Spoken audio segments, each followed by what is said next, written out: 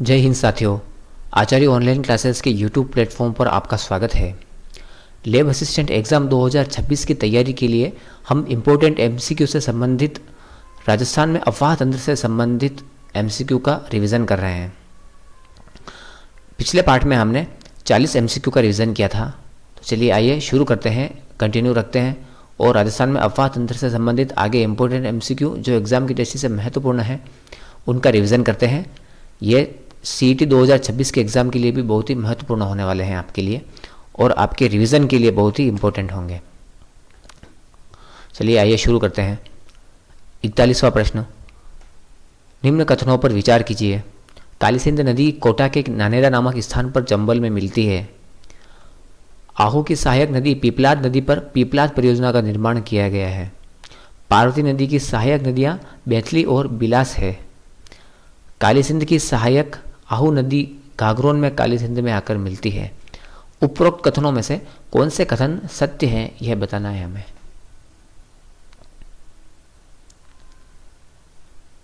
इसमें चारों ही ऑप्शन सही है, अर्थात ऑप्शन ब सही रहेगा। यह आपके मोटिवेशन के लिए है।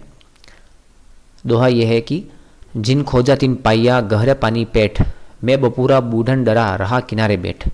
कबीरदास जी का यह प्रसिद्ध दोहा है और यह मेहनत और दृढ़ संकल्प की महिमा बताता है। इसका अर्थ होता है कि जो लोग प्रयास करते हैं वे गोताखोर की तरह गहरे पानी में जाकर मोती अर्थात सफलता पा ही लेते हैं और जो लोग डरकर किनारे बैठे रहते हैं वे खाली हाथ रह जाते हैं। तो हमें इससे यह सीख मिलती है कि किताबों में भी हमें पूरी गहराई से और पूरे एकाग्रचित होकर और पूरा समय दे करके हमें अच्छी से अच्छी तैयारी करनी है। किसी भी प्रकार से, चाहे आप किताबों से करो, ऑनलाइन किसी भी कोचिंग सेंटर से करो, आप नोट्स बना के करो या एमसीक्यू से भी कर सकते हो। अपनी तैयारी को परफेक्ट करने के लिए आप एमसीक्यू से भी तैयारी कर सकते हो। तो इससे आपकी तैयारी में 100% निखार आएगा। ओके। 42वां प्रश्न, कालीसिंध नदी किस जिले में चंबल नदी में मिलती है? झालावाड़, कोटा, सवाई माधोपुर या बूंदी?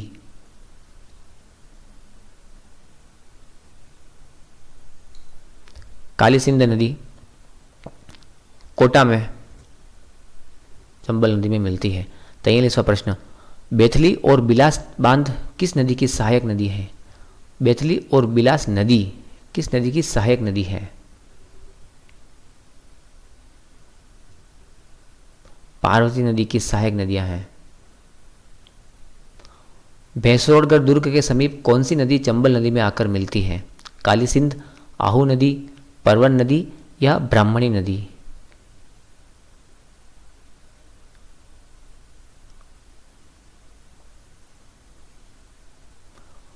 भैंसरोडगढ़ दुर्ग के समीप चंबल नदी में ब्राह्मणी नदी आकर के मिलती है।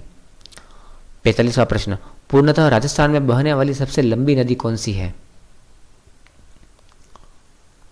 पूर्णतः राजस्थान में बहने वाली सबसे लंबी नदी तो बनास है, लेकिन राजस्थान में सबसे लंबी नदी चंबल नदी है।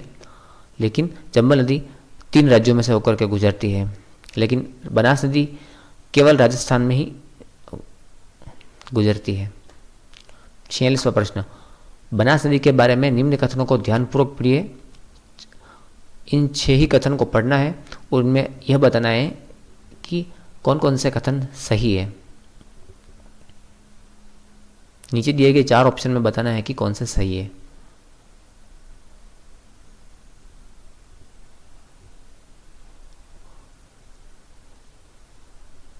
ऑप्शन ब सही है।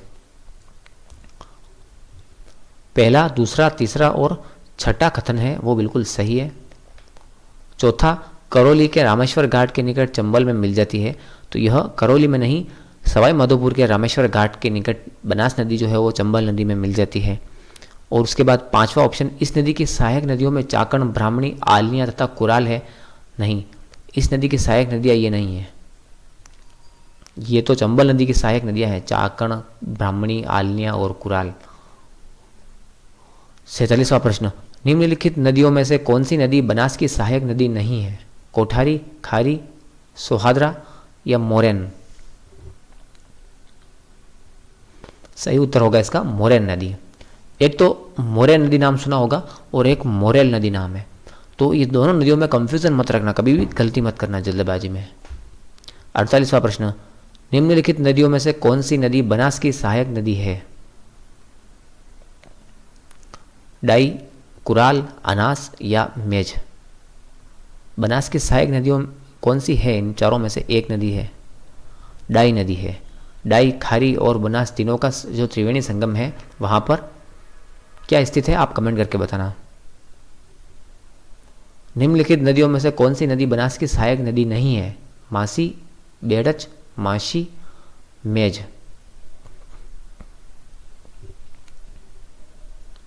मेज नदी बनास की सहायक नदी नहीं है, मेज नदी चंबल की सहायक नदी है।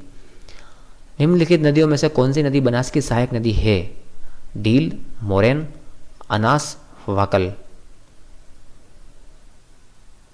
डील नदी है वो बनास की सहायक नदियां हैं। आपको नदियां याद करनी है, किस प्रकार की नदियां हैं वो भी याद करना है, और कौन कौन सी नदी किसकी सहायक नदी है वो भी याद करना है।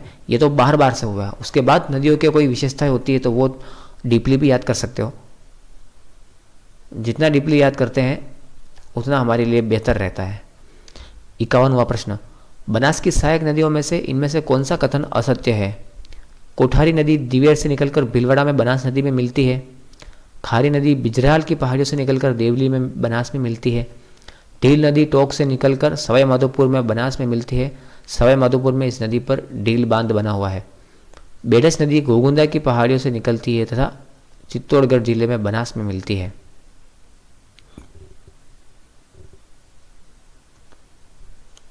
असत्य कथन तो है कि बेडस नदी घोगुंदा की पहाड़ी से तो निकलती है लेकिन चित्तौड़गढ़ जिले में बनास से नहीं मिलती है, वो तो भीलवाड़ा के बिगोद नामक स्थान पर बनास में मिलती है। और इस बेडस नदी और बनास नदी के साथ एक नदी और मिलती है और त्रिवेणी संगम का निर्माण करती है, तो वो कौन सी नदी है आप प्लीज कमेंट करके बताना। 52वां प्रश्न, निम्नलिखित में से असुमेलित है नदी और उद्गम स्थल है। कोठारी नदी बिजराल की पहाड़ियों से निकलती है।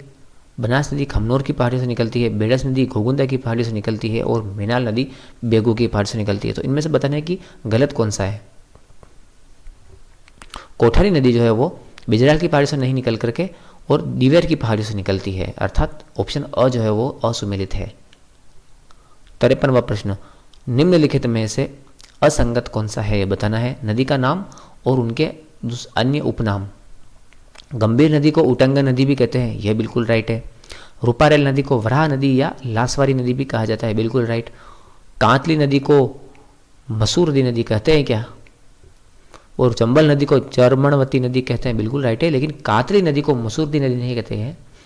मसूरदी नदी काकने नदी को कहते हैं, जो जैसलमेर में बहती है। 17 किलोमीटर उसकी लंबाई है काकने नदी। मैंने काकने नदी का वर्णन नहीं किया था शायद, आपको बता देता हूँ कि काकने नदी जो भुज झील में गिरती है, आंतरिक प्रवाह की नदी है। 17 किलोमीटर इसकी लंबाई है और जैसलमेर जिले में है स्थित है, और यह विलुप्त होती है मीठा खाड़ी में। मीठा खाड़ी नामक स्थान पर विलुप्त होती है।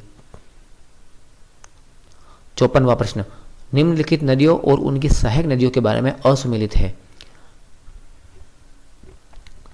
बनास मोरेल नदी, चंबल ब्राह्मणी नदी, माही पश्चिम बनास नदी और माही ईरू नदी। माही नदी की सहायक नदी पश्चिम बनास नदी नहीं है। पश्चिम बनास नदी तो सीधे ही अरब सागर में, जहां पर माही नदी गिरती है वहीं पर पश्चिम बनास नदी भी गिरती है। 55वां प्रश्न, पश्चिमी बनास की सबसे लंबी नदी कौन सी है? पश्चिमी राजस्थान की सबसे लंबी नदी है लूणी नदी। निम्नलिखित नदियों और उनकी सहायक नदियों के बारे में असुमेलित कौन सा असुमेलित है? नदी का नाम और जिसकी सहायक नदी है उस नदी का नाम। जैसे आहू नदी काली सिंध की सहायक नदी है, बिल्कुल राइट है। काली सिंध नदी चंबल नदी की सहायक है, सही है। कोठारी नदी बनास की सहायक है और बनास नदी चंबल की सहायक नदी है, बिल्कुल ये भी सही है, चारों सही है। मेनाल नदी बनास की सहायक नदी है, पांचवा भी सही है। मोरेल नदी पारधी नदी की सहायक नदी है क्या? नहीं, मोरेल नदी जो है वो बनास की सहायक नदी है, अर्थात छठा ऑप्शन असुमेलित है। 57वां प्रश्न, निम्नलिखित में से असत्य कथन चुनें। लूनी नदी का उद्गम स्थल आना सागर झील के समीप अजमेर के नाग पहाड़ों से है। इस नदी की लंबाई 495 किलोमीटर है तथा राजस्थान में यह 165 किलोमीटर बहती है। यह आधी मीठी आधी खारी नदी है तथा इसे मरुस्थल की गंगा भी कहते हैं। यह नदी कच्छ के रण में जाती है जो अरब सागर के अफवाह तंत्र का भाग है। इस नदी की लंबाई 400, इसमें ऑप्शन ब जो है, इस नदी की लंबाई 495 किलोमीटर है तथा यह राजस्थान में 165 किलोमीटर बहती है। यह राजस्थान में 165 किलोमीटर नहीं बहती है, यह 330 किलोमीटर बहती है राजस्थान में। 165 किलोमीटर तो गुजरात में बहती है। तो ऑप्शन ब उसका असत्य कथन है। देखो इसमें एक चीज़ तो सही दे रखी है 495 किलोमीटर, लेकिन उसके बाद दूसरा वापस ऑप्शन अगर गलत देती है तो पूरा ही ये कथन गलत कहलाएगा। और इस प्रकार से भी क्वेश्चन पूछा जा सकता है कंफ्यूज करने के लिए। 58वां प्रश्न, लूनी नदी के बारे में निम्न में से असत्य कथन चुनिए। इसका जल बालोतरा तक खारा व बाद में मीठा हो जाता है। पहला ही ऑप्शन गलत है। इसका जल बालोतरा तक मीठा और बाद में खारा हो जाता है। प्रश्नों को कभी भी ध्यान से पढ़ लेना चाहिए और ऑप्शन को भी ध्यान से पढ़ना चाहिए। उसके बाद देखते हैं, इसकी सहायक नदियों में से सबसे पहले मिलने वाली नदी का नाम लीलड़ी है। यस, लीलड़ी नदी जो है वो सबसे पहले मिलती है। इस नदी की सबसे लंबी सहायक नदी जवाई नदी है, ये भी बिल्कुल सही है। और रंगाई छपाई उद्योग से निकला गंदा पानी इस नदी के प्रदूषण का मुख्य कारण माना जाता है। बिल्कुल राइट। 59वां, जवाई नदी के बारे में कौन सा कथन सत्य है? यह नदी बाली के घोरिया गांव की पहाड़ियों से निकलती है। सुमेरपुर के निकट इस पर जवाई बांध बना हुआ है जो पश्चिमी राजस्थान का सबसे बड़ा बांध है। उदयपुर के सही बांध का उद्देश्य जवाई नदी को पानी उपलब्ध कराना है। यह नदी तिलवाड़ा में लूनी नदी में मिल जाती है। जवाई नदी जो है वो तिलवाड़ा नामक स्थान पर लूनी नदी में नहीं मिलती, वह अन्य स्थान पर गुड़ा बालोतरा के ही गुड़ा क्षेत्र में लूनी नदी में मिलती है। 60वां प्रश्न, असत्य कथन बताइए। लूनी और जवाई नदी के प्रदूषण का कारण रंगाई छपाई के उद्योग से निकला प्रदूषित पानी है। जोजरी नदी लूनी की एकमात्र सहायक नदी है जो लूनी नदी के दाईं ओर से मिलती है। जालोर के बागली गांव में सुकली नदी पर बाकली बांध बनाया गया है। लूनी नदी की सहायक नदी जो राजस्थान में सबसे अंत में मिलती है वह मीठड़ी नदी है। ऑप्शन द जो है, लूनी नदी की वह सहायक नदी जो राजस्थान में सबसे अंत में मिलती है, उसका नाम मीठड़ी नदी नहीं है, उसका नाम सागी नदी है। लूनी नदी की जो इस प्रकार से नामों वाली 8 या 9 जो सहायक नदियाँ हैं उनको क्रम वाइज ही आप याद कर लेना। सबसे पहले कौन सी मिलती है और सबसे अंत में कौन सी मिलती है, सबसे प्रमुख नदी कौन सी है, और एकमात्र वो भी नदी जो दाईं ओर से मिलती है, अर्थात बिना अरावली पर्वतमाला, बाकी सभी नदियाँ जो हैं वो अरावली पर्वतमालाओं से निकलती है। और एकमात्र दाईं ओर से निकलने वाली जो लूनी की सहायक नदी है जोजड़ी नदी, वो अरावली पर्वतमाला से नहीं निकलती है। 61वां प्रश्न, निम्न में से असत्य कथन को चुनिए। लूनी की सहायक नदी का उद्गम स्थल हेमावास की पहाड़ियाँ है। लूनी नदी की सहायक सागी नदी सबसे अंत में लूनी नदी से मिलती है। बिल्कुल सही। लूनी की सहायक लीली नदी को केमिकल रिवर भी कहा जाता है। और लूनी की सहायक जोजरी नदी एकमात्र सहायक नदी है जो लूनी नदी से बाईं ओर से मिलती है तथा इसकी एकमात्र सहायक नदी जिसका उद्गम स्थल अरावली की पहाड़ियाँ नहीं है। ऑप्शन सी जो है, ऑप्शन स जो है, लूनी की सहायक नदी लीलड़ी नदी को केमिकल रिवर कहा जाता है, यह बिल्कुल गलत है। लीलड़ी नदी नहीं होकर के और बांडी नदी होगा जिसे केमिकल रिवर भी कहा जाता है। 62वां प्रश्न, निम्न में से एक असत्य कथन चुनिए। पश्चिम बनास लूनी की एक सहायक नदी है। माही नदी की कुल लंबाई 576 किलोमीटर है तथा राजस्थान में इसकी लंबाई 171 किलोमीटर है। माही नदी बांसवाड़ा के खांदू गांव के निकट राजस्थान में प्रवेश करती है। पश्चिम बनास की मुख्य सहायक नदी सीकली या सीपू नदी है, जिस पर सूकली सेलवाड़ा परियोजना का निर्माण किया गया है। इसमें पहला ऑप्शन जो है पश्चिम बनास लूनी की एक सहायक नदी है, यह बिल्कुल असत्य है। पश्चिम बनास तो लूनी की सहायक नदी नहीं है। माही नदी के बारे में कौन सा कथन असत्य है? यह कर्क रेखा को 2 बार पार करती है। यह वागड़ की गंगा या काठल की गंगा या दक्षिण राजस्थान की स्वर्ण रेखा भी कहलाती है। ईरू नदी इसमें माही बजाज सागर बांध से पहले ही मिल जाता है, बाकी सभी सहायक नदियां बाद में मिलती है। या फिर राजस्थान में बांसवाड़ा डूंगरपुर उदयपुर होते हुए गुजरात में जाती है।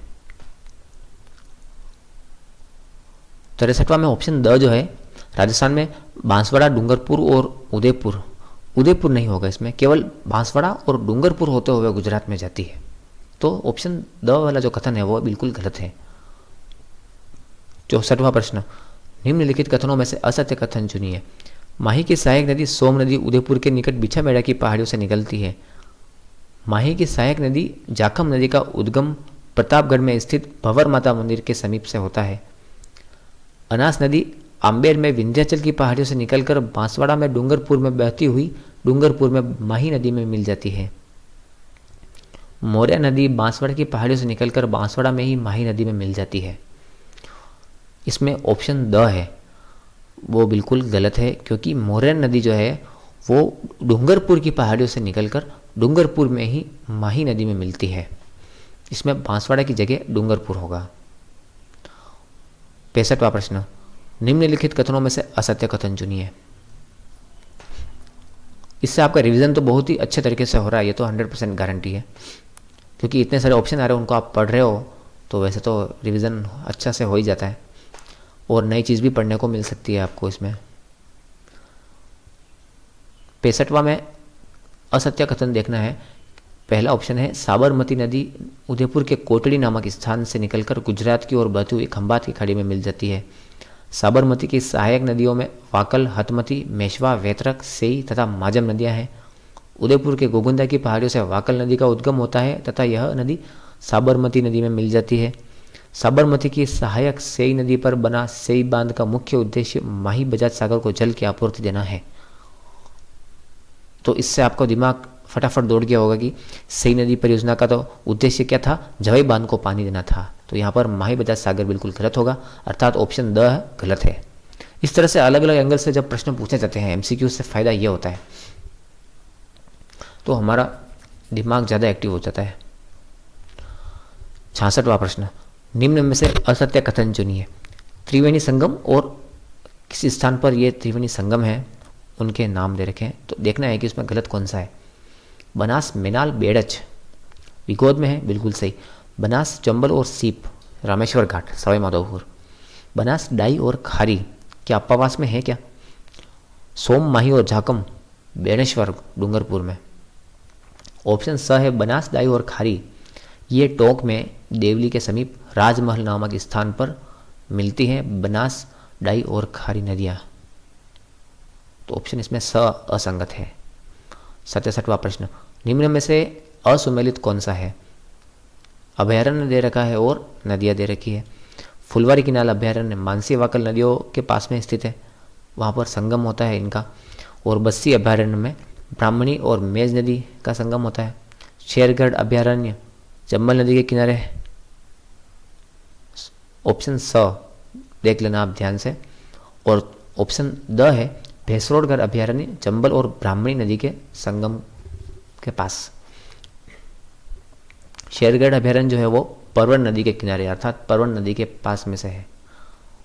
शेरगढ़ अभयारण्य में से परवन नदी गुजरती है। 68वां, निम्न में से गलत विकल्प बताइए। दुर्ग और नदियाँ दे रखी है। गागरोन का किला, आहू और काली सिंध नदी, सही है। भैंसरोडगढ़ का किला, चंबल और ब्राह्मणी नदी, सही है। शेरगढ़ का किला, परवन नदी, बिल्कुल सही है।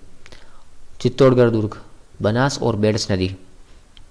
ऑप्शन द में चित्तौड़गढ़ दुर्ग बनास और बेड़स नदी के संगम पर है या फिर कुछ और है, आप कमेंट करके बताना अगर आपको मालूम है तो। नहीं है तो किसी भी सोर्स से आप ज्ञात करके और फिर कमेंट करके बताना प्लीज़। 69वां प्रश्न, निम्न में से गलत कथन बताइए। मनोहर थाना दुर्ग और नदियाँ दे रखी है।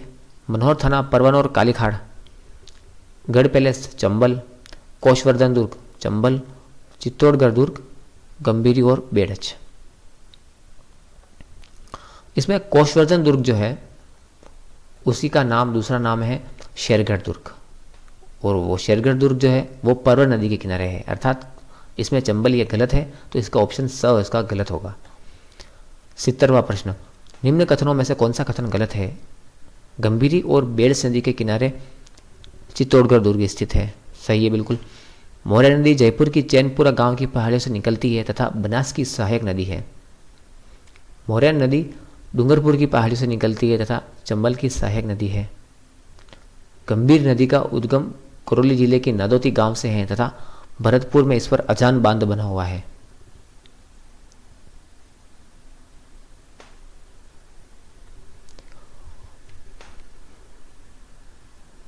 मोरया नदी डूंगरपुर की पहाड़ियों से निकलती है, ये तो पता है, ये बिल्कुल सही है, लेकिन चंबल की सहायक नदी नहीं है ये तो माही की सहायक नदी है, अर्थात ऑप्शन सी गलत होगा। 71वां प्रश्न, निम्न में से असत्य कथन को चुनिए। राजस्थान में खारे पानी की झीलें मुख्यतः उत्तर पश्चिम मरुस्थलीय भाग में पाई जाती है। उत्तर पश्चिमी क्षेत्र में झीलों के खारेपन का मुख्य कारण टेथिस सागर के अवशेष का होना है। राजस्थान में खारे पानी की दूसरी सबसे बड़ी झील सांभर झील है। सांभर झील से देश में कुल नमक उत्पादन का 8.7% नमक उत्पादन होता है। ऑप्शन स, राजस्थान में खारे पानी की दूसरी सबसे बड़ी झील सांभर झील है क्या? राजस्थान में खारे पानी की सबसे बड़ी झील सांभर झील है, तो उसमें ऑप्शन स जो है असत्य कथन है। 72वां प्रश्न, सांभर झील के बारे में असत्य कथन बताना है। राजस्थान की सबसे बड़ी प्राकृतिक झील है। यह राजस्थान की सबसे बड़ी खारे पानी की झील है। इस झील में मेथा, खारी, रूपनगढ़ आदि का पानी बहकर आता है। और सांभर झील को मार्च 1980 को रामसर स्थल घोषित किया गया था।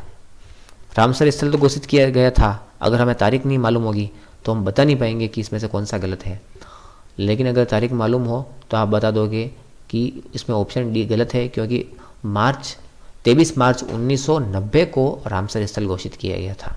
सबसे पहले राजस्थान में वह स्थल जिसे रामसर स्थल घोषित किया गया था वह कौन सा है, आप बताना। 73वां प्रश्न, निम्नलिखित कथनों को ध्यानपूर्वक पढ़िए। सांभर झील में नमक उत्पादन का कार्य सांभर साल्ट लिमिटेड करती है। डिडवाना झील के नमक में 98% तक सोडियम क्लोराइड की मात्रा होती है। खारे पानी की झील रेवासा सीकर जिले में स्थित है। पचपदरा झील में नमक में फ्लोराइड होने के कारण यह खाने योग्य नहीं है। कौन कौन से कथन इसमें असत्य है यह पूछा है।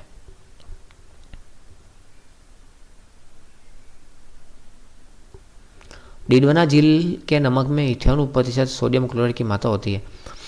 क्या डिडवाना झील में होती है या फिर पचपदरा झील में होती है? तो ऑप्शन ब तो गलत दे रखा है, अर्थात दूसरा ऑप्शन तो गलत है।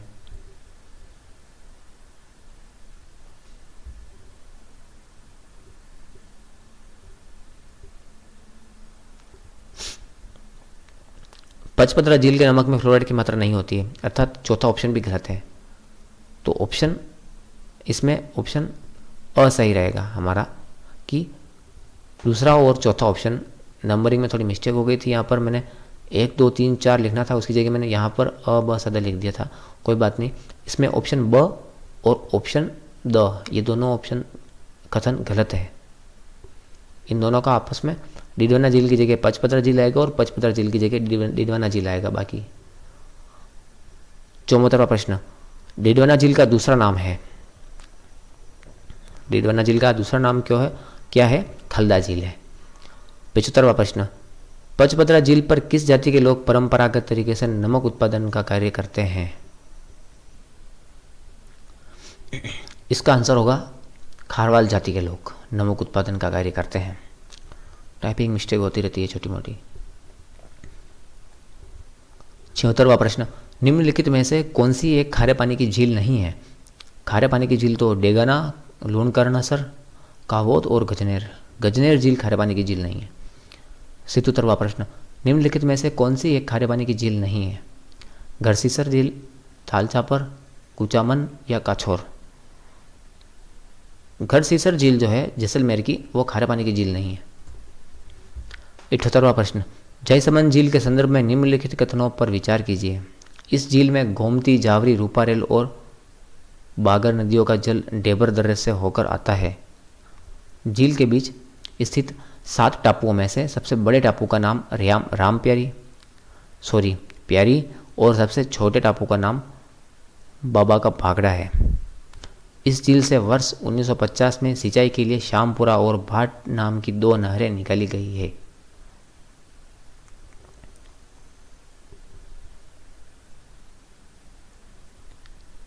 इसमें देखना है कि कौन कौन से सही है। छोटी सी गलती के लिए माफ़ी चाहूँगा, प्रश्न को वापस पढ़ लेना चाहता हूँ। जयसमंद झील के संदर्भ में निम्नलिखित कथनों पर विचार कीजिए। इस झील में गोमती नदी, जावरी नदी और बागर नदियों का जल टेपर दर्रे से होकर के आता है।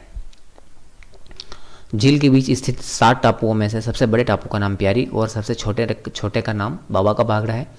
और इस झील से वर्ष 1950 में सिंचाई के लिए श्यामपुरा और भाट नाम की 2 नहरें निकाली गई थी।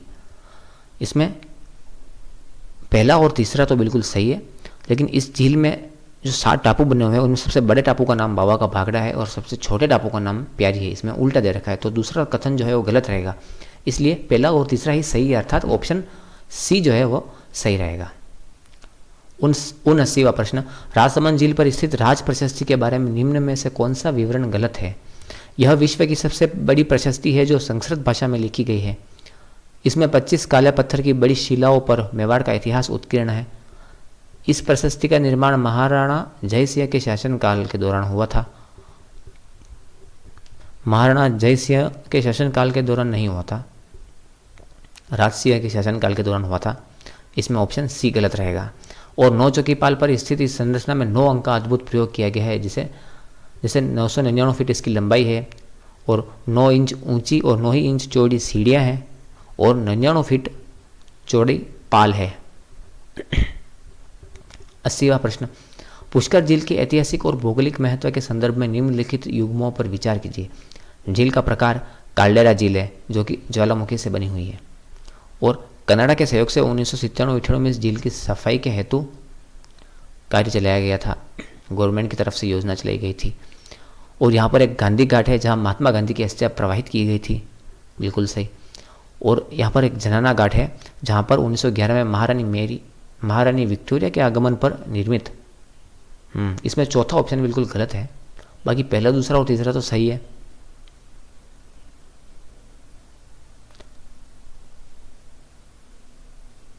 ऑप्शन इसमें ब सही रहेगा, पहला, दूसरा और तीसरा। महारानी विक्टोरिया नहीं है, इसमें कौन सा है वो आप कमेंट करके बता सकते हैं। ओके, आज के लिए इतना ही। अभी नेक्स्ट वीडियो में नेक्स्ट पार्ट 3 होगा जिसमें दूसरे MCQ होंगे। तब तक आप अपनी लैब असिस्टेंट की तैयारी को बनाए रखिएगा। Thank you very much.